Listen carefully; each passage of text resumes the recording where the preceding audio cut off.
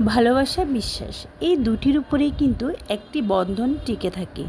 যে কোনো বন্ধন সম্পর্ক টিকে থাকার জন্য সবচেয়ে জরুরি যেটা সেটা হচ্ছে বিশ্বাস। পাশাপাশি ভালোবাসা থাকতে হবে, এর সাথে থাকতে হবে ভালোবাসার প্রকাশ। বলে আমি তাকে অনেক ভালোবাসি, কিন্তু প্রকাশ নাই, দেখলেই রাগ ঝগড়া, এটাকে কিন্তু ভালোবাসা বলে না। ভালোবাসা সেটাই হয় যে বন্ধনটার প্রকাশটা অনেক বেশি মধুর হয়।